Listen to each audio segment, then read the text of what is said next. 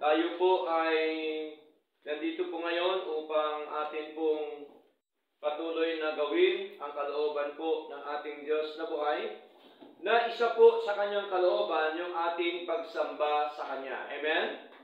Kaya po mahalaga habang po tayo ay nabubuhay sa mundo pong ito, ay dapat ang ating buhay ay ilaan natin o isurrender po natin sa ating Panginoon. Amen po?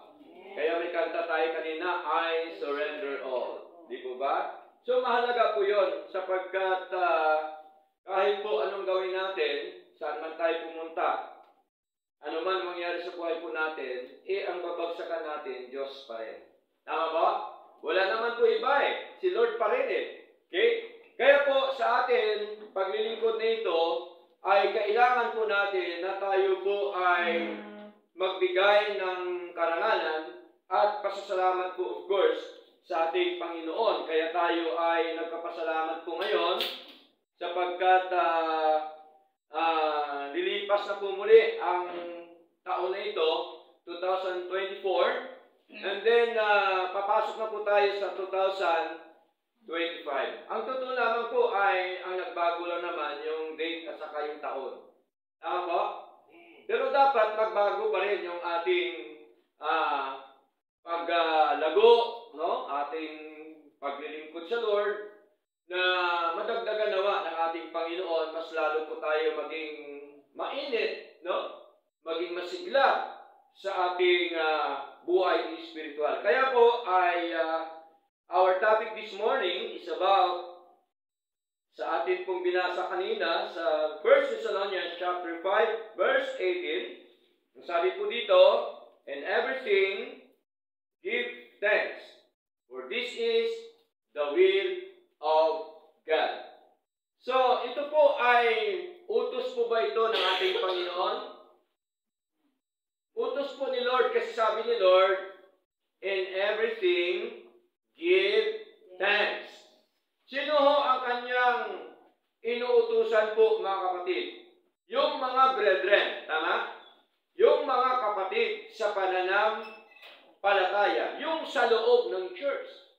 Kasi po, ang sa loob ng church, yun po yung mga servants ng ating Panginoon, tama? Yun po yung mga mananampalataya, yun po yung mga anak po ng Diyos. Okay? Tayo po bang lahat mga anak ng Diyos?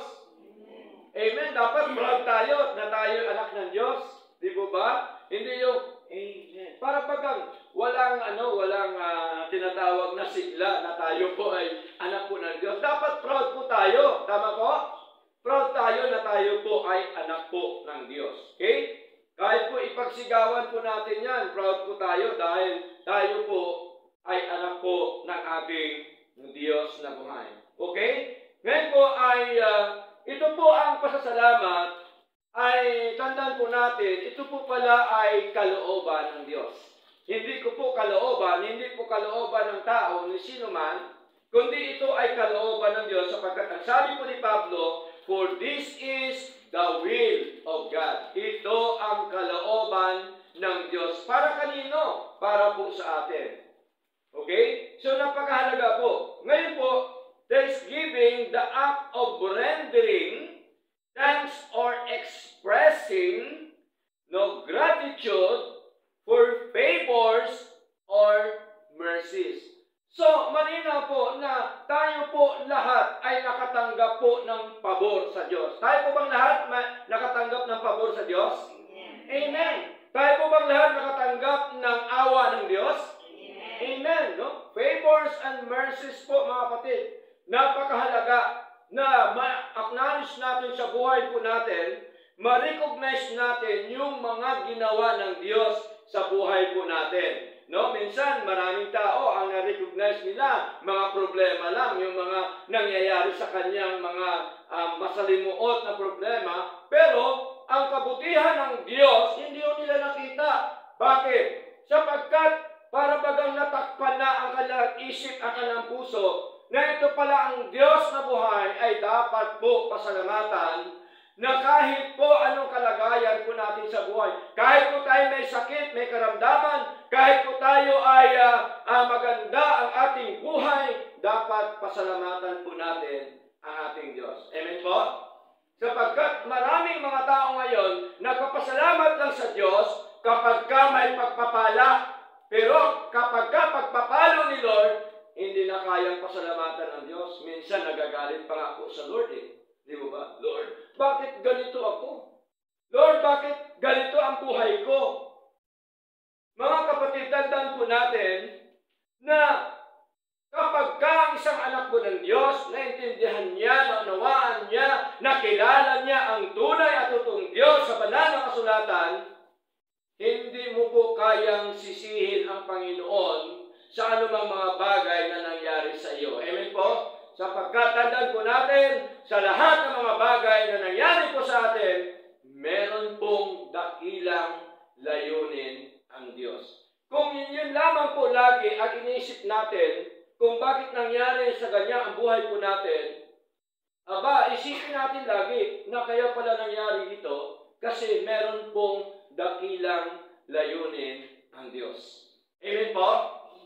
May dakilang layunin ang Diyos po, mga kapatid. Kaya mahalaga yung ating papasalamat po sa Kanya sapagkat sa Kanyang pabor sa atin, napakarami pong pabor ni Lord sa atin. Ano po ba mga pabor ni Lord sa atin? Buhay natin, tama? Lakas natin, tama po?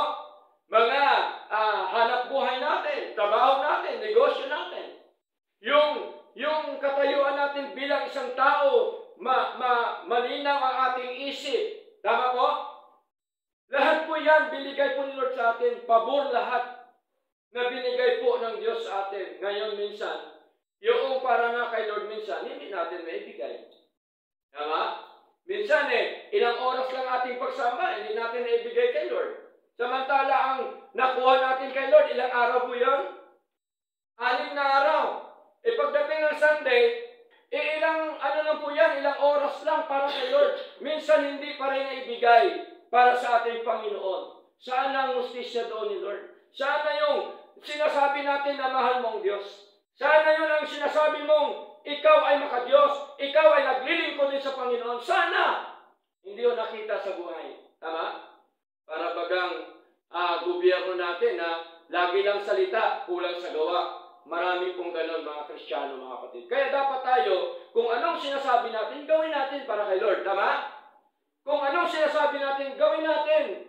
Na makita po ng ating Panginoon na ang mga sinasabi natin, nagagawa po natin sa kalalatian po ng ating Panginoong Diyos. Kaya meron pong question o tanong minsan sa buhay po natin, na minsan nagtatanong po tayo, why do we need to give thanks to God? Bakit kailangan natin gawing magpasalamat sa Diyos? Bakit po kailangan natin gawin? Sapagkat alam po natin na may mga reason kung bakit kailangan natin magpasalamat po sa ating Panginoon. Kaya nga po, sa buhay po natin na ito ay napakahalaga na sa kalagayan natin, magpasalamat tayo lagi sa ating Panginoon. Amen po?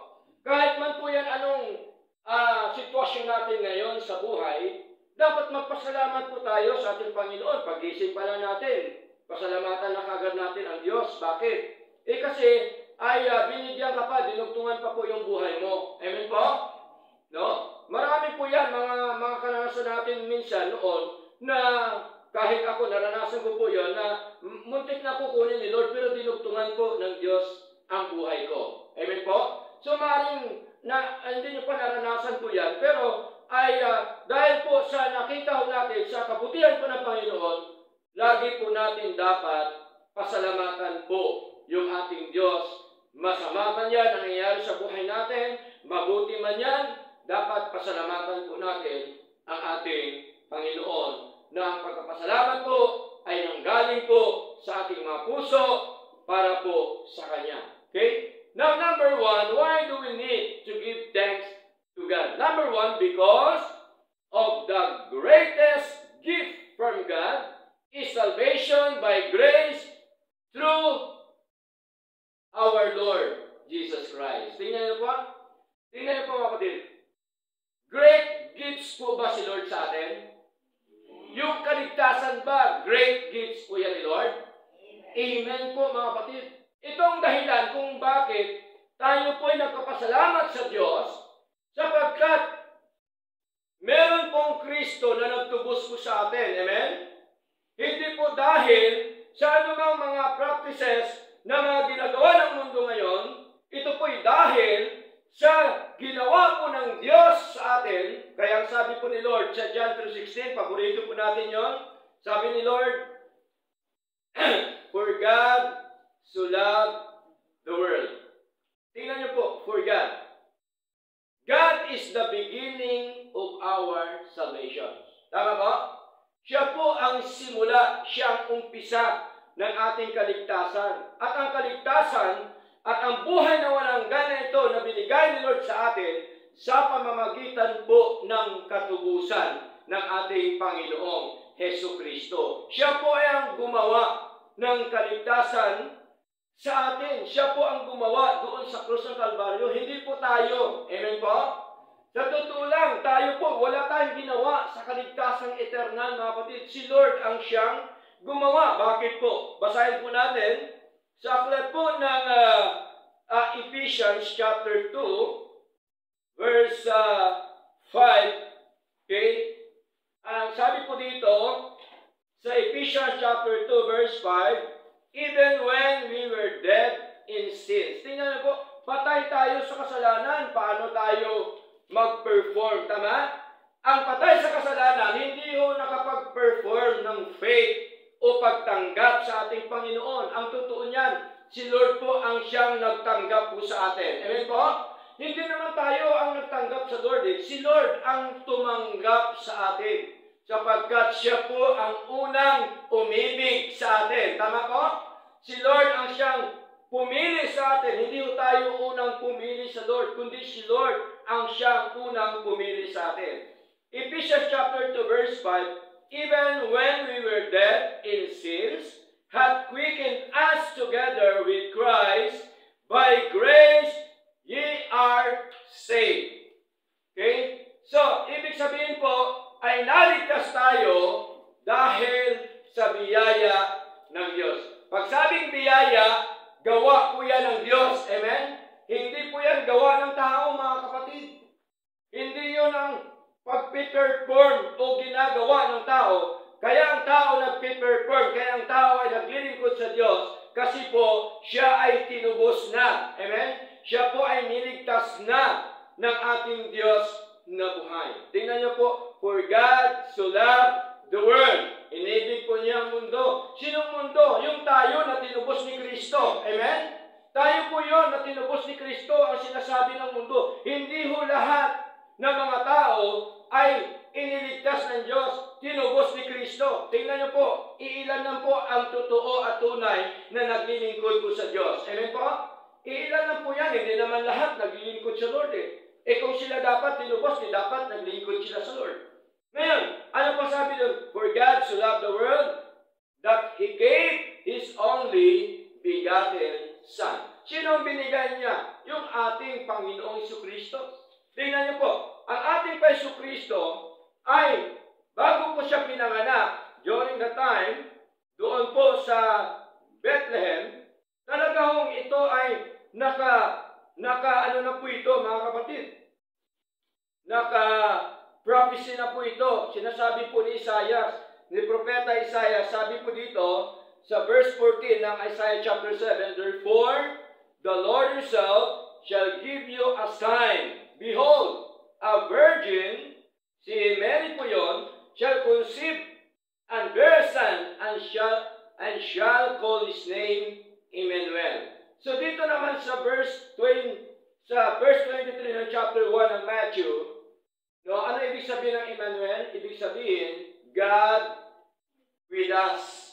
Sumasa atin ang Diyos. Ibig sabihin na ano na po, sinabi na po ito na mangyari po talaga ang mga bagay na ito sapagkat ang kaligtasan po natin ay plano na po yan ng Diyos, mga kapatid. Lahat po nakaplano po yan sa ating Panginoon. Kaya po ay pasalamatan natin ang Diyos sapagkat tayo po ay iniligtas ng ating Panginoon. Matthew chapter 1 verse 21, anong sabi? kung bakit pinanganak ang ating Jesucristo. Sabi po dito, and they shall bring forth a son, no? And thou shalt call his name Jesus, for he shall save his people from their sins. Sino ang kanyang iligtas? Ang kanyang mga tao, ang kanyang people. Kaya po tinatawag tayo na people of God. Tinatawag po tayo na children of God. No? Iisa lang po yan. Tinatawag din po tayo na believers of our Lord Jesus Christ. Sapagkat ito po ang nais ng Panginoon, na ito po'y naganap, ginawa na po ng Diyos, na kung saan po ay malinaw na ang kanyang layunin na iligtas ang kanilang bayan, ang kanyang mga tao mula sa kanilang mga kasalanan. Ang tanong, sino po ba ang nagligtas sa atin? Ang Diyos po ba o si pastor? Ang Diyos, di ba? Karamihan, pastor credit sa pastor. Di ba? Hindi po dahil sa perform ng pastor. Hindi po dahil sa pangangaral ng pastor. Okay? Ang pastor, nangangaral lang yan, nagpapaalaala lang. Tama? Pero ang nagliligtas sa atin, yung Diyos. Hindi po si pastor. Hindi po dahil sa sinabi ni pastor, halika, ito ang gawin mo para maligtas ang iyong kaluluwa. Hindi po, mga kapatid. No? Si Lord po ang siya naligtas. Kaya nga, because of the greatest gift from God is salvation by grace through Christ our Lord. Kaya dito po sa aklat po ng Ephesians, basahin po natin, no? Maraming nalito po dito sa Ephesians chapter 2, verse 8 up to verse 9. Sabi po dito, for by grace are ye saved through faith, and that not of yourselves, it is the gift of God. Tingnan niyo po, himay-himay po natin. Sabi po dito, for by grace are ye saved. Sino po ang sinasabihan ni Pablo? Yung church, yung mga kapatid, sapagkat sa biyaya ay naligtas kayo. At ang sabi ko dito, through faith. Kaninong faith ito? Faith po ba ito ng tao o faith ng Jesucristo doon sa Ama? Faith po ng ating Jesucristo ito. Hindi po ito faith ng tao. Bakit? Kasi ang sabi po dito, and that not of yourselves. Di po ba? Kasi kung faith ito ng tao, dapat hindi sinabi ni Pablo, and that not of yourselves. Dapat sinabi ni Pablo, and that of yourselves. Tama po? Pero sinabi ni Pablo, not of yourselves Hindi dahil sa iyong sarili. Ibig sabihin, hindi dahil sa iyong pananampalataya, kundi ito ay pananampalataya ng ating Panginoon Jesucristo doon sa Ama na siyang gumawa ng kaligtasan, siya nagplano ng kaligtasan before the world began. Tingnan niyo po sa verse 9. Inulit pa po. Not of works. Not of works. No? Hindi dahil sa ating mga gawa. Kaya po, kung ang pananampalataya na walang gawa ay patay. Amen? Kasi ang pananampalataya, bunga po yan, ebidensya po yan, ng pagkaligtas po ng Diyos sa atin. Kaya tayo merong pananampalataya. Okay? Kaya ho, hindi po pwede na tatakbo ang kalesa na ang una ay ang kalesa, hindi kabayo. Tama? Meron ba naman tatakbo yung kalesa, ang kabayo nakaganyan, atras? Hindi po pwede. Kailangan una yung kabayo. Ibig sabihin, una ang kaligtasan bago pananampalataya. Amen po? Kasi ang pananampalataya ay bunga, ebidensya, epekto ng pagligtas ng Diyos sa atin. Okay? Kaya tingnan niyo po mga kapatid, malinaw po, Acts chapter 13, verse 48. Susugan natin ang sinasabi po dito tungkol sa faith o pananampalataya. Okay? Acts chapter 13, verse 48. Sabi po dito, mga minamahal, okay? Sabi po dito, and when the Gentiles heard this, ano po narinig ng mga hentil? Pangangaral ng salita ng Diyos. And when the Gentiles heard this, they were glad. Doon sila'y nagagalak and glorified the word of the Lord. At niluwalhati nila ang salita ng Panginoon. And as many as were ordained to eternal life believe. Sino ang nananampalataya? Yung mga itinalaga sa buhay na walang hanggan. Tingnan niyo po, una ang kabayo kaysa kalesa. Tama? Okay? Ganun po yung kaligtasan po natin. Mga kapatid, una ang eternal life at ang kasunod ay pananampalataya. No? Sapagkat the author and finisher of our faith is our God. Tama? Ang author po ng ating pananampalataya, walang iba ang ating Panginoon. Ibig sabihin, binigyan tayo ng pananampalataya nung tayo po ay iniligtas ng Panginoon, nung tayo po ay binago, itinuwid, inayos ni Lord ang buhay po natin, mga minamahal. Kaya, ang faith po natin ay isa po ito sa bunga ng Espiritu ng Diyos. Galatians chapter 5 verse 22, ano sabi?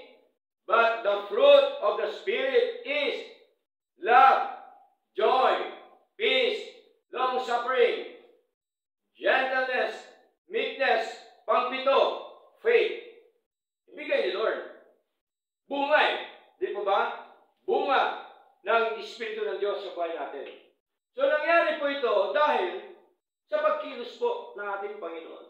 At hindi lahat ng mga tao ay may pananampalataya. Tandaan po natin, no? Madali lang sabihin ng maraming mga tao ngayon na pagtanungin mo, sila din daw ay may pananampalataya. Kaya, maraming mga tao ngayon ang sabi na lahat naman ng tao may pananampalataya. Totoo po ba talaga sinasabi ng mga tao na yon? O baka naman na human invention lang yan. Baka invento lang ng tao. 2 Thessalonians chapter 3, verse 1 up to verse 2. Sabi dito, finally, brethren, pray for us that the word of the Lord may have free course and be glorified even as it is with you, and that we may be delivered from unreasonable and wicked men, for all men have not faith. Tingnan niyo po, sapagkat hindi lahat ng mga tao ay may pananampalataya. No, marami ngayon, kahit na magnanakaw, kahit pusher yan, o anong ginagawa, may pananampalataya ka ba sa Lord? Abay, oo naman. Pag sinabing hindi, pag sinabi mo wala naman magagalit pa sa iyo. Pero bakit yun ginagawa nila? Kasi para ma-justify, para maiwas sila doon sa bully na sasabihin, ay, walang pananampalataya yan. Walang Diyos yan. Baka atheist yan. Diba? So, maraming tao ngayon mga kapatid, na kahit kung nakita natin na wala siyang pananampalataya sa Lord, sasabihin niya yan, ako may pananampalataya. Pero sabi ni Lord, hindi lahat ng mga tao ay may pananampalataya. Sapagkat ang nagbibigay ng pananampalataya sa atin, walang iba, kundi ang ating Diyos na buhay. Kaya nga po, may kanya-kanya po tayong tinatawag po ng measure of faith. No? May level ang ating pananampalataya. Hindi lahat pare-parehas ang ating pananampalataya, mga kapatid. Okay? So, may level po, may measure of faith yung ating pananampalataya. Kaya, ang pananampalataya pong ito ay gawin natin. Sa anong paraan? Para malulahati po ang Diyos. Amen po? Para mamigyan ng karangalan ng Panginoon. Para tayo ay patuloy na maging matatag at tayo po ay para maligtas dito po sa mundo na atin pong ginagalawan. Sino ba sa atin ang nangailangan na maligtas dito po sa temporal salvation? Wala po. Siyempre, kailangan natin, amen po, ng kaligtasan. Okay? Saan tayo maligtas? Sa mga maling aral, maling pamumuhay. Tama po? Sa mga aksidente, sa mga sakit, sa mga disgrasya, Kaya nga po tayo nagpipray sa Lord. Tama po? Kasi para tayo maligtas sa mga bagay na ito. That is temporal salvation. Ang may gawanan ang Diyos at saka ikaw. Amen po? Kaya tayo nagtatrabaho para tayo maligtas sa gutom. Amen? Kaya tayo kumikilos, gumagawa para maligtas tayo sa anumang mga nangyayari po dito sa ating paligid. Kaya nga po dumadalo tayo sa gawain ng Diyos, nakikinig tayo ng salita ng Diyos para tayo maligtas sa mga maling haka-haka, sa mga maling sinasabi po ng maraming tao ngayon sa ating paligid. Tama po? Kaya para tayo maging masigla, maging matatag, hindi po tayo mawala sa paglilingkod sa ating Panginoon. Kaya mahalaga po ito, yung gift ng Panginoon, walang iba kundi ang kaligtasan ng ating Jesucristo, na ito po ay tinatawag po na grace of God. Biyaya po ng Diyos. Pag sabi pong biyaya, ang may gawa noon, Diyos lang. Hindi kasama po ang tao. Amen? Sapagkat tayo po ang niligtas ng ating Panginoon. Now, number 2, why do we need to give thanks to God? Because all of our blessings are from the Lord. Totoo po ba yan? Lahat natin ang mga biyaya, pagkapala, galing sa Diyos? Amen po. Galing po yan sa Diyos, mga kapatid. Kaya lagi ko po sinasabi na tayo po ay katiwala lamang ng ating Panginoon. Sapagkat tayo, pag nawala tayo sa mundo, ay maiiwan po natin ang mga bagay na yan na ipinagkaloob ng Diyos sa atin. Tama po? Kanina natin maiiwan sa mga anak natin, sa mga mahal natin sa buhay. Di po ba? Maiiwan po yan. Sila din ganon. Pag sila naman lumisan dito sa mundo, maiiwan din yan. Wala silang madala ni kahit ano, mga kapatid. Kasi nung tayo po'y pinanganak, wala din po tayong dala. Di ba? No, kahit nga lampin, wala tayong dala. Damit, wala tayong dala. Kaya sabi po ni Job, hubad ako lumabas sa tiyan ng aking ina, at hubad din ako babalik sa alabo. Kaya sabi ni Job, purihin ang Diyos. Tingnan niyo po. Oh, grabe na po yung pagsubok po ni Job, mga kapatid. No? Pinupuri pa rin niya ang ating Diyos. Kaya natin yun, mga kapatid. Baka kunting problema lang ayaw mo nang sumamba, ayaw mo nang pumunta sa church, ayaw mo nang dumalo sa gawain ng Panginoon. Di po ba? So, hindi po ganon ang paglilingkod sa Lord. Kaya ang paglilingkod sa Lord, anuman ang ating kalagayan, tuloy ang gawain po ng ating Panginoon. Because all of our blessings are from the Lord. Tandaan po natin, ano po ba mga blessings na natanggap natin sa ating Panginoon? Number 1, of course, yung ating physical blessing po na binigay ni Lord. Di po ba? Malusog po ba tayo ngayon? Malakas po ba tayo ngayon? Yun po ang blessing ni Lord sa atin, mga kapatid. Yung physical natin, na kahit minsan nakaranas tayo ng mga trangkaso, upo, sipon, pero tingnan niyo po kung gaano kabuti ang Diyos. Pinagaling po tayo ng Panginoon. Amen po? Si Lord pa rin po ang siyang nagpapagaling na ginagamit po yung mga bagay na nais po ng ating Panginoon. At tandaan po natin, ang nagdadagdag din po ng buhay ang ating Diyos. Hindi po ang doktor. Naniwala ba tayo ron? Si Lord po ang siyang nagdadagdag ng buhay po natin. Basahin po natin ang aklat po ng Proverbs chapter 3, no? Proverbs chapter 3 verse 2, no? Ano sabi po dito ni Haring Solomon? Sabi po ni Haring Solomon, for length of days and long life and peace shall they add to thee. Tingnan niyo po sapagkat karamihan ng mga araw at mga taon ng buhay at kapayapaan ay madadagdag sa inyo. Tingnan niyo po, ang nagdadagdag po ng buhay natin, si Lord. Kahit kailan wala tayong nabasa dito sa Biblia, banal na kasulatan, na merong pangalawang buhay ang tao? Wala po. No? Katulad po sa mga narinig natin noon, sa mga matatanda, noon tayo ay bata pa, pero ngayon matanda na ngayon. Ha? Narinig natin, ang pusa daw, ilan ang buhay? Siyam. O diba? Siyam daw ang buhay ng pusa. Pero nakita ko, isang sagasa lang, patay na agad eh. Sabi ko, hindi pala totoo to. Kasi kung siyam yung dapat, namatay siya, nabuhay siya. Tama? Ganun din po sa tao. Sa tao, walang pangalawang buhay. Amen? Ano po ang naranasan ng tao? Dugtong buhay. Long life. No? Si Lord ang siyang nagbibigay sa atin, mga kapatid. Okay? Kahit man yan, kumatos ka man dyan, kahit wala ka ng malay, dugtong buhay pa rin po yun. Kasi kung namatay ka na, nailibing ka na, at dapat nabuhay ka. Tama? Okay?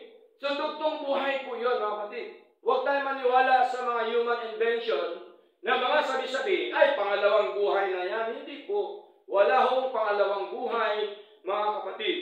Ang sinasabi ni Lord ay dugtong buhay, mga minamahal. Kaya sabi ko dito, physical blessing mahalaga. Sabi dito, sapagkat karamihan ng mga araw at mga taon ng buhay at kapayapaan ay madadagdag sa iyo. Tingnan niyo po, hindi lamang pala long life ang idadagdag ni Lord sa atin. Ano pa idadagdag ni Lord? Kapayapaan. Si Lord po ang siyang nagbibigay sa atin ng kapayapaan, mga kapatid. Kaya, kung gusto mong kapayapaan, doon sa Lord. Amen po? Okay? Kung gusto mo naman ng kaguluhan, bahala ka. Diba mo? Kung gusto mong kaguluhan ng buhay, bahala ka. Pero kung gusto mo ng kapayapaan, dito lamang po natin masumpungan sa ating Panginoon. Amen po? Kaya tayo, ang gusto natin, kapayapaan sa buhay. Mahirap kaya mamuhay ng magulo. Amen po? Okay? Mahirap pong mamuhay ng magulo. Minsan, pag ang buhay magulo, na-stress ka. Minsan, pag na-stress ka na, minsan, gusto mo nang kitilin ang buhay mo. Tingnan niyo po, maraming nangyari po ngayon. Dahil sa stress. Dahil sa problema na matindi. Okay? So, mapalad tayo sapagkat tayo po ay tinuruan ng Diyos at tayo po ay dinala sa tama at totoong paglilingkod at higit sa lahat, binigyan tayo ni Lord ng kapayapaan sa buhay. Kasi siya po ang Prince of Peace. Tama? Siya ang Prince of Peace. Ngayon kung siya ang prinsipe ng kapayapaan, kaya ba niya magbigay sa atin ng kapayapaan? Kaya. Kasi siya ang Prince of Peace. Okay? Siya po ang prinsipe o hari ng kapayapaan, mga kapatid. Kasi ayaw po ni Lord ng kaguluhan. Ayaw po ni Lord yun. Gusto niya kapayapaan sa buhay. Kaya, ang ating pisikal na katawan, mahalaga na ito po'y makita natin, ma-acknowledge sa buhay natin, na ito pala ay blessing ni Lord sa atin. Okay? So maraming tao na hindi nila matanggap yung sarili nila. Di ba? Kaya maraming tao na hindi kontento sa kanilang sarili.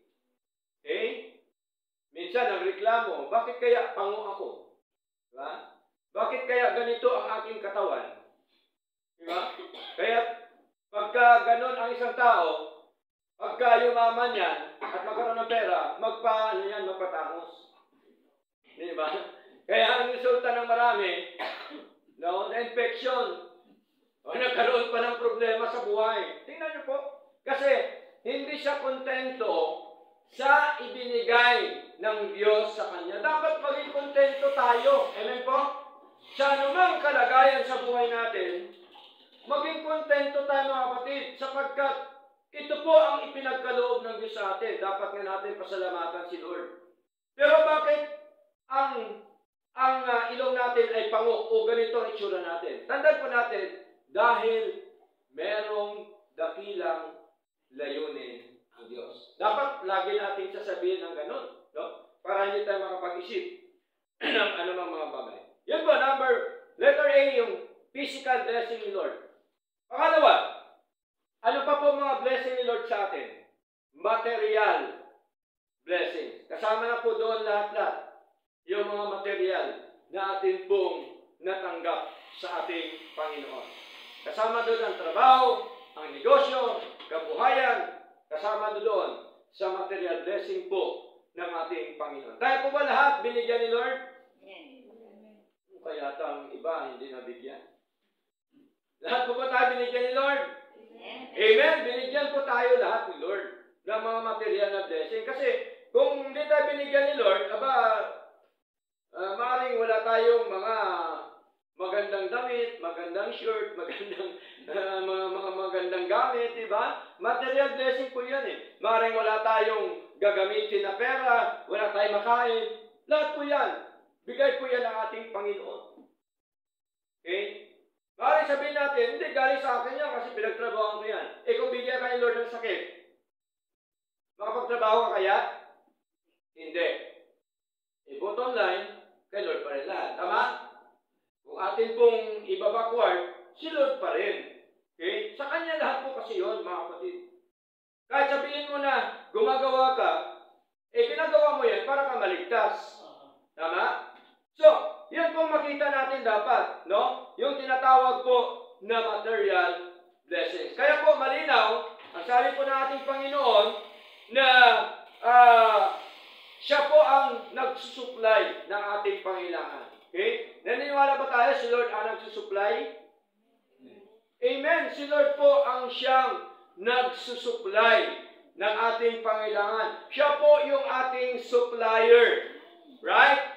Okay? Sa mga nangnegosyo, naintindihan po niya yan.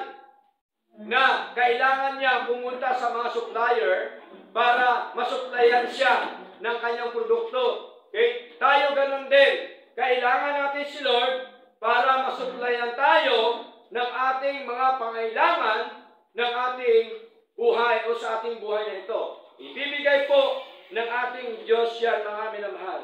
At ano po ang sabi dito sa Philippians chapter 4 verse 19? Philippians chapter 4 verse 19 po, ano sabi roon? But my God shall supply all your needs. Ano yung supply ni Lord? Luho po ba o needs natin? Needs natin, pangailangan. Diba? Hindi ho sinabi ni Lord na siya mag-supply ng luho natin. Hindi ho. Needs natin, pangailangan natin sa araw-araw dito po sa mundo para po tayo maligtas saan? Sa gutom. Maligtas tayo sa lahat-lahat, no? Na mga bagay dito sa mundo, mga kapatid. Kaya tinuturuan tayo ng Diyos na dapat makita ho natin na yung material na sa atin ngayon, blessing po yan ni Lord. Okay? Wala po tayong pag-aari po nito. Bigay po ng Diyos sa atin ito lahat, mga minamahal. Siya po nagsusupply. At tandaan po natin, ang Diyos natin ay mayamang Diyos. Mayaman po bang Diyos? Mayaman po ang Diyos. Kaya ang sabi po niya sa Philippians chapter 4 verse 19, but my God shall supply all your needs according to His riches. Diba? Di ba mayaman si Lord? Napakayaman po ni Lord. Lahat po yan sa atin, galing po yan, mga kapatid, sa ating Panginoon. Kaya ho, ang tao, tandaan po natin, tayo, wala tayong dapat ipagmamalaki sa Lord. Amen? Wala po, kasi ang may pag-aari ng lahat sa buhay po natin, yung Diyos na buhay. Okay? May dalawang bagay po na nais iparating po ating Panginoon. Pagka daw ang nagpakababa, anong gagawin ni Lord? Itataas ni Lord. Pagka nagpakataas, anong gawin ni Lord? Ibabagsak po ni Lord. Okay? Kaya, syempre, para tayo iangat ni Lord, buhay po natin, dapat magpakababa tayo. Tama po? Kahit po anong sabihin ng tao sa atin, okay lang. Di po ba? Okay? Okay lang. Naranasan niyo ba na maraming tao ang umuusig sa atin? Hindi tayo lumalaban, tahimik lang tayo. Pinagpe-pray pa rin natin sila. Pero kalaunan, ginantihan pa rin ni Lord. Diba? Naranasan po natin yun. Diba? Sa akin, ranas na ranas ko po yun. Napakarami na pong nangyayari, mga kapatid. Okay? Okay? May isang kapatid na nagputya sa akin. Sabi niya, wala. Ano naman yung ulo ko daw, yung parang isang grapon na walang laman. Sabi ko, okay lang. Diba? Pero alam mo ba, for how many months, yung isang paa niya, putol na, napangalawahan pa. You see? Totally na po siya walang paa. Bakit? Kasi nangungutya ka sa lingkod ng Diyos. Amen? Kinukutya mo, inuusig mo ang lingkod ng Panginoon. Tandaan po natin, kung inuusig ko natin, kinukutya natin, minamaliit natin ang lingkod ng Diyos, tandaan po natin, si Lord po ang siyang gaganti. Amen? So malinaw po yan mga kapatid. Material blessings, dapat po natin ma-recognize sa buhay po natin na ang lahat pong ito ay galing po sa ating Panginoon. Kaya wala po tayong dapat ipagmamalaki po sa ating Panginoon. Okay? So number 1, letter A, physical blessing, nakita po natin. Material blessings, and then letter C, yung tinatawag po na spiritual blessings. Tingnan niyo po, pinagpapala ba tayong spiritual? Lumalago po ba tayo? Baka mamaya, ang lumalago sa atin, tiyan lang. Di ba? Physical lang. Pero ang spiritual, wala. Yun pong nakakalungkot. Kasi mahalaga po yung ating buhay spiritual. Kailangan natin palakasin ang ating buhay spiritual. Para po, hindi po tayo mawala sa paglilingkod sa ating Panginoon. Tingnan niyo po ang mga nakawala sa paglilingkod sa Lord, mga kapatid. Hindi nila maranasan yung mga spiritual blessing. Kasi, ang pagkikinig ng salita ng Diyos, blessing po yan, spiritual sa buhay natin. Tama? Bakit? Kumakain ang ating kaluluwa na mga salita po ng Diyos. That is spiritual blessing, mga kapatid. Yung natutunan mo ang tungkol sa ating Panginoon, iyan po ay pagpapalang spiritual sa buhay po natin. At tandaan po natin, mga kapatid, ang nagpapaunawa sa atin ng mga salita ng Panginoon, walang iba kundi ang ating Diyos. Tingnan niyo po, kahit anong pangangaral mo minsan sa isang mananampalataya, hanggat hindi ipaunawa ng Diyos ang mga aral ng Diyos sa Kanya, hindi siya talaga niya maintindihan yon. Hindi po talaga niya gawin ang mga bagay na nais po ng ating Panginoon. Pero, kung ang mga salita ng Diyos ay piinawa sa atin ng ating Panginoon, sigurado po yan, magagawa natin ang mga nais po ng ating Panginoon. At ang ating paggawa dapat ay kusa. Amen? Ang ating pagsamba dapat ay kusa. No? Walang sapilitan. Lahat tayo may kalayaan. Amen po? Okay? Napakasarap po na maglingkod sa Diyos ng kusa. Amen? Napakasarap po na pumunta sa simbahan, sa gawain ng Diyos, ng kusa. Tama? Napakasarap po na magbigay sa Panginoon ng kusa. Amen? Yung tinatawag po na cheerful giving. Kaya ang ating pagbibigay, grace giving po tayo. Di po ba? Hindi ho natin pinipersa ang isang kapatid ayon sa kanyang nais, sa kanyang puso nang gagaling yung kanyang pagbibigay sa ating Panginoon. Yun po, mga kapatid, napakahalaga yung tinatawag po na spiritual blessing ng ating Panginoon. Natandaan po natin, ang ating Diyos, He is the Creator. Siya po ang manlikha, He is the owner of all things in this world. Siya po ba may-ari ng lahat? Siya po may-ari ng lahat. Wala naman tayong pag-ari dito. Okay? Dito sa gobyerno, sa lupa, meron kang pag-ari, pero yung permis na pag-ari, yung tinatawag po na lifetime na pag-ari, wala po. Kasi, pag nawala tayo natin madala yan. Okay? He is the owner. He is the author. He is the provider. Provider ba si Lord sa buhay natin? Amen. Provider po si Lord. Siya nag-provide ng ating mga pangailangan. Okay? Pastor, naranasan ko po Ako po ay nakahiga lang.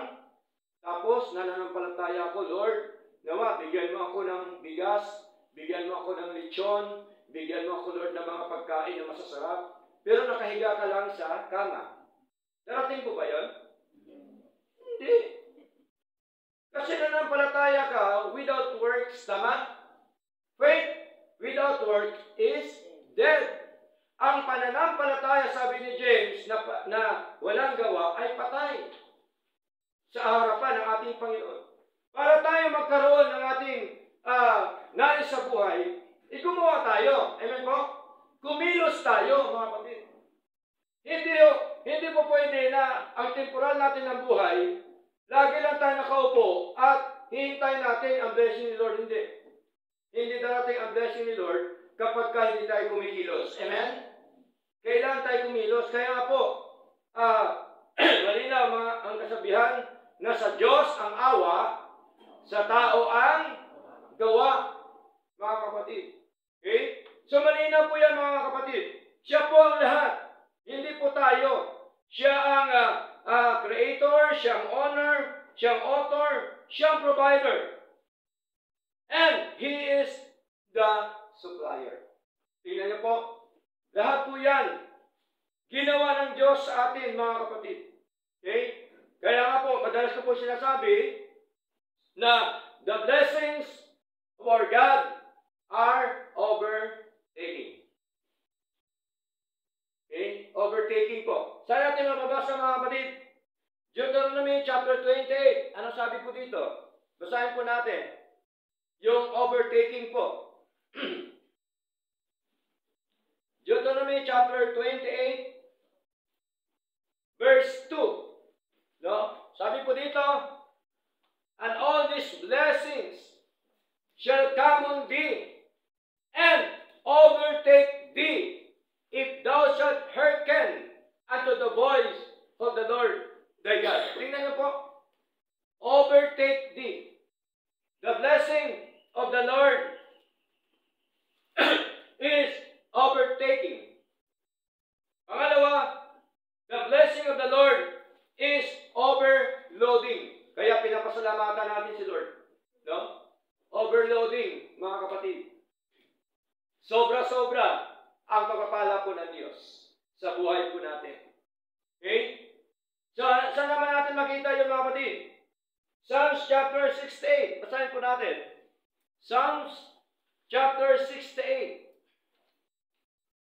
Verse 19.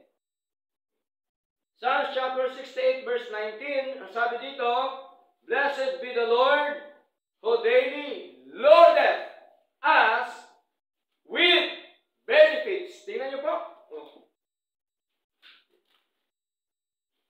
Punong-puno ng mga benepisyo. Even the God of our salvation. Tingnan niyo po. Lahat na benepisyo binigay ng Diyos sa atin. Okay? Kaya, kahit man po wala tayong ayuda sa gobyerno, umaapaw ang biyaya po ng Diyos. Amen? Si Lord po yan ang siyang magkaloob po sa atin, mga kapatid. Don't worry, no? Basta mahalaga, patuloy lang po sa ating Panginoon. Number 3 is over. The blessing of the Lord is overflowing. Umaapaw sa buhay po natin. Tingnan niyo po, ang lulusog natin, di ba, umaapaw? Di mo ba? Umaapaw sa atin ang blessing po ni Lord, mga kapatid. Okay? Basahin po natin, mga minamahal, ang Jeremiah chapter 32. Basahin po natin. Jeremiah. Ano sabi po ba ni Jeremiah, mga kapatid?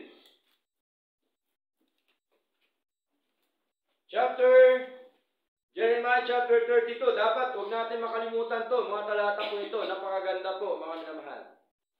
Jeremiah chapter 32 verse 22. and hast given them this land, which thou didst swear to their fathers to give them, and land flowing with milk and honey. Tingnan niyo po. So, umaapaw po mga kapatid. No? Tingnan niyo po, binubukalan. No? Sa ibang Tagalog, binubukalan ng gatas at pulot pukyutan. Ibig sabihin, binubukalan tayo ng mga pagpapala ng ating Panginoon. Kaya walang dahilan para hindi ho natin pasalamatan ang ating Diyos. Amen po? Tingnan niyo po, buong taon, kung paano po tayo pinagpapala po ng ating Panginoon. Kahit po may mga pagsubok, problema, sinunod po sa buhay po natin, wala po yan mga kapatid.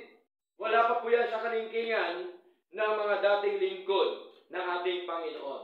At tandaan po natin, merong dakilang layunin ng Diyos at ang Diyos ang siyang tutugon ng lahat ng mga pangailangan natin, maging po ang lahat na solusyon ng mga problema, suliranin, pagsubok sa buhay natin. Now, number 3. Number 1, because of the greatest gift from God is salvation by grace through Jesus Christ our Lord. Number 2, because all of our blessings are from the Lord. And number 3, why do we need to give thanks to God? Because of His goodness and faithfulness. Mabuti ba ang Diyos natin? Yes. Mabuti. Tapat ba ang Diyos natin? Yes. Tapat po ang Diyos natin, kapatid.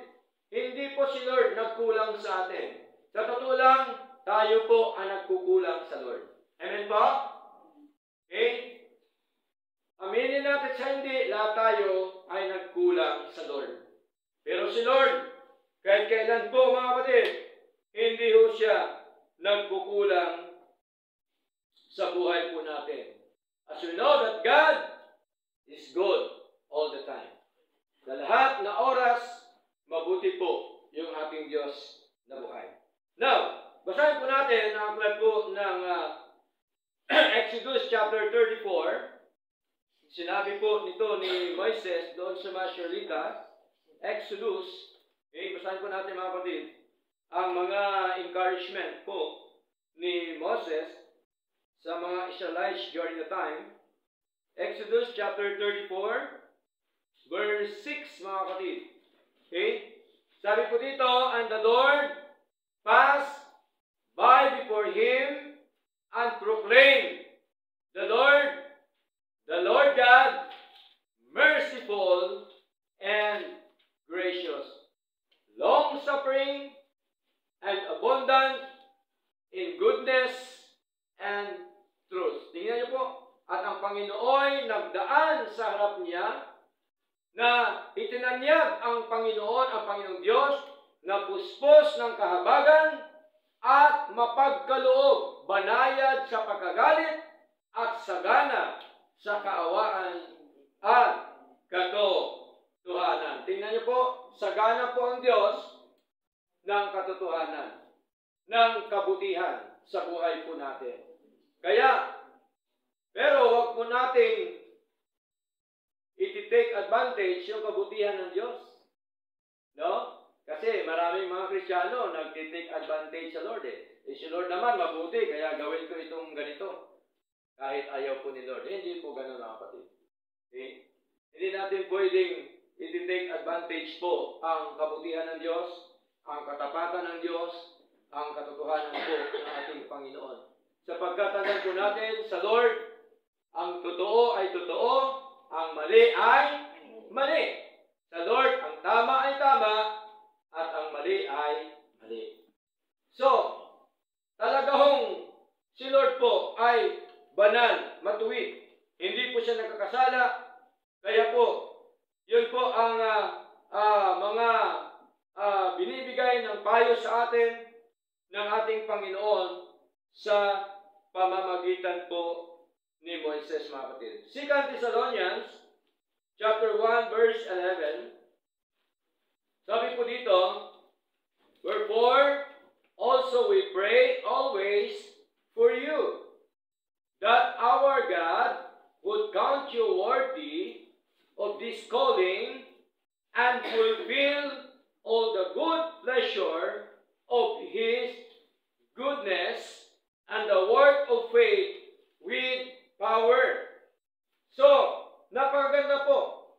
Sa dahilan ding ito, ay palagi kaming nananalangin para sa inyo, sabi po ni Pablo. Sino ang tinutukoy niya na lagi siya nananalangin para sa kanila? Sa church, sa mga kapatiran, no? Upang ang ating Diyos ay ibibilang kayong karapat-dapat ng mabuting kaluguran ng Kanyang kabutihan at ang gawain ng pananampalataya na may kapangyarihan. Tingnan niyo po, malinaw na lagi pong binabanggit ni Pablo yung kabutihan po ng Diyos. No? The goodness of God. Okay? So, dadako naman tayo sa tinatawag po na katapatan ng ating Panginoon. Basahin po natin, aklat po ng 1 Corinthians, okay? 1 Corinthians, chapter 1, verse 9, okay? 1 Corinthians, chapter 1, verse 9, sabi dito, ang Diyos ay matapat sa Tagalog. Nasa pamamagitan niya, kayo ay tinawag para sa pakikibahagi ng kanyang anak na si Jesucristo na ating Panginoon. God is faithful, by whom you were called unto the fellowship of His Son Jesus Christ, our Lord. Kaya po tayo nandito sa church kasi nagpe-fellowship tayo kasama po yung ating Panginoon. Amen po? Pag sabing fellowship, sama-sama. No? Nagkakaisa po tayo sa isang layunin na ang layunin po para maitaas, mabigyan ng karangalan, maluwalhati po yung ating Diyos na buhay. Kaya po ang ating Diyos, tapat po siya mga kapatid. No? Na bagamat po minsan tayo ay hindi tapat, subalit, ang Diyos po yan mga minamahal, ay tapat po yan lagi po sa atin. No? Basahin po natin ang aklat po ng 2 Thessalonians, mga minamahal. 2 Thessalonians, chapter 3, verse 3, sabi po dito, but the Lord is faithful, who shall establish you and keep you from evil. Tingnan niyo po, datapwat ang Panginoon ay matapat na magpapatatag sa inyo. Okay? Si Lord pala ang siyang nagpapatatag sa atin, mga kapatid. Once nakita ni Lord ang puso natin na tapat tayo sa Kanya, siya po'y nagpapatatag sa atin. At ang sabi dito, mga minamahal, ay hindi lamang siya nagpapatatag sa atin, kundi ang sabi pa po dito, at iingatan kayo mula sa masama. Si Lord po ang nag-iingat sa atin, mga minamahal. Kaya, kailangan natin ang Diyos sa buhay po natin. Amen po? Araw-araw, oras-oras, minuto-minuto, segundo, ano pa mas mababa sa segundo? Wala na po. Kailangan natin ang Diyos natin. Amen po? Kailangan po natin sa buhay po natin yung ating Panginoon. Kaya, dapat ibigay natin yung best natin sa ating Diyos. Amen po? Yung best natin na purihin ng Diyos, yung best natin na paglingkuran ng Panginoon, yung best natin na sundin ang kalooban po ng ating Diyos na buhay. At dapat natin din makita, mga kapatid, no?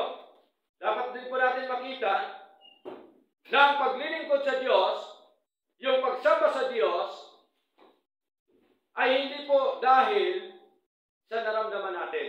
Amen? Ang pagsamba sa Diyos, ay okay to, naramdaman ko na okay to. Hindi o. Ang ating pagsamba sa Panginoon dahil ito, kaya natin ginagawa, dahil ito ang kalooban ng Diyos. Amen? It is the will of God. Ito ang kalooban ng Diyos na siya po ay ating sambahin sa Espiritu at katotohanan. Tatlong bagay ang ating pinag-aralan kung bakit kailangan nating pasalamatan po si Lord. Una, dahil nga po sa dakilang kaloob galing sa ating Panginoon o ng ating Panginoon yung kaligtasang biyaya ng Diyos sa ating Panginoong Jesucristo. So, biyaya ng Diyos, ibig sabihin, si Lord ang siyang nagligtas po sa atin. Si Lord ang siya nagtubos sa atin. Si Lord ang nagpatawad sa atin. Si Lord ang naglinis ng ating mga kasalanan sa Kanya harapan. So, siya po lahat, mga kapatid. Okay? Pangalawa, because all of our blessings are from God. Lahat po yan ng mga blessing natin ay sa Panginoon. Number 3, because of His goodness and faithfulness to us. Dahil sa kabutihan ng Diyos, sa katapatan ng Panginoon sa atin, kaya dapat po tayo magpasalamat sa Kanya. Amen po? Okay? Kaya ba natin pasalamatan si Lord sa buhay natin? Araw-araw po ba natin siya pasalamatan? Araw-araw, no?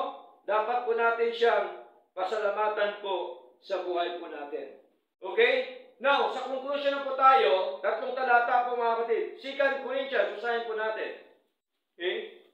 Ito pong maganda kasi ang conclusion natin, biblical din po, no?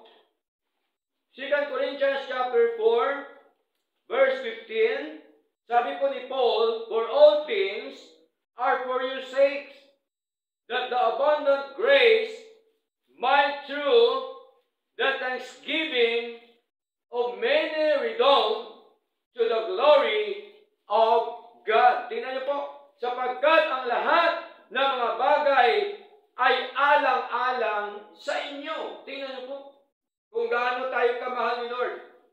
Ang lahat ng mga bagay ay alang-alang sa atin. Bakit hindi alang-alang sa Lord? Kasi wala na pong pangailangan si Lord. Amen? Sa Kanya na po yung lahat eh. Okay?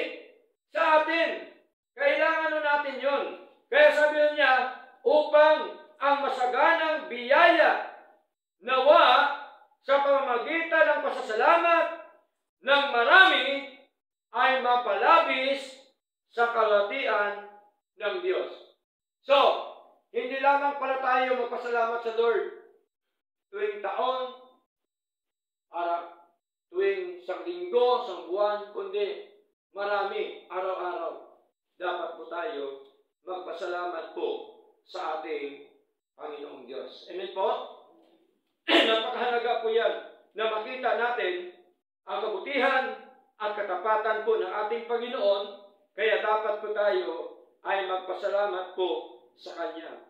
2 Corinthians chapter 9, mga kapatid, verse 11, ano po sabi dito? 2 Corinthians chapter 9, verse 11, being enriched in everything to all bountifulness, which causeth through us thanksgiving to God. Tingnan niyo po. Bilang pinayaman sa bawat bagay tungo sa lahat ng pagka-mapagbigay. Tingnan niyo po, mga namahal. No? Actually, ang nagpapayaman po sa atin, si Lord po eh. Amen po? Kaya tingnan niyo po, maraming tao, kahit anong sikap, kapag hindi siya talaga payamanin Lord, wala po talaga yon. Amen po? Kahit po anong gawin mo sa buhay, sa pagkatandaan po natin, si Lord ang siyang nagpapayaman sa atin. Amen? Nagkakaloob sa atin, nagpo-provide sa atin, mga kapatid. At ang sabi po dito, na bilang pinayaman sa bawat bagay tungo sa lahat ng pagka-mapagbigay. Tingnan niyo po, hindi lamang po kayamanan ng material, kundi mayaman po sila during the time, yung mga taga Macedonia, sa